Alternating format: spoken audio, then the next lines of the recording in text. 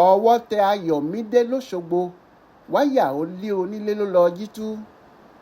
Ayọ̀mídé David Pópóọlá ẹni ọdún 22 lọ́wọ́ àwọn ọlọ́pàá ti tẹ̀ nílùú Òṣogbo báyìí lórí ẹ̀sùn ìgbìmọ̀pọ̀jalè àti olè jíjà. Nǹkan bíi aago 3 ọ̀sán ọjọ́ 9 oṣù kejì ọdún yìí ni ọwọ́ pálábá Ayọ̀mídé ségi lásìkò tó ń jalè lọ́wọ́. Gẹ́gẹ́ bí igbákejì kọmíṣánná ọlọ́pàá lọ́ṣun Hope Ọ̀para ṣe ṣàlàyé, àwọn èèyàn agbègbè Ọ̀ṣun GRA lójú ọ̀nà gbọ̀ngàn nílùú Òṣogbo ni wọ́n fi tó àwọn ọlọ́pàá létí pé àwọn olè kan ń jí wáyà ilé kan tí wọ́n ń kọ́ lọ́wọ́ níbẹ̀ ká.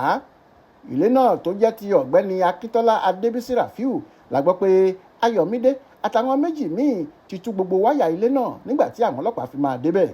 Ayọ̀ nìkan ni wọ́n sì rí mú.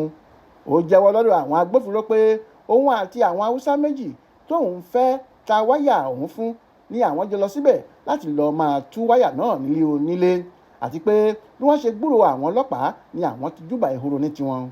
Ayọ̀mídé sọ síwájú pé òun kò mọ ilé tàbí ibi tí àwọn Haúsá náà máa ń dúró sí nítorí ọjọ́ náà gan lòun ṣẹ̀ṣẹ̀ pàdé wọn. Ọ̀pàlà sọ pé àwọn ọlọ́pàá ti ń lọ káàkiri láti rí àwọn tó sálọ náà mú. Nígbà tí ìwádìí bá sì parí, Ayọ̀mídé yóò fojú balẹ̀ ẹjọ́ láti sọ ohun tó rí lọ́bẹ̀ tó fi wàrú ọwọ́. Florence Babasola ló ṣàkójọpọ̀ ìròyìn ọ̀hún fún Aláròyé online television.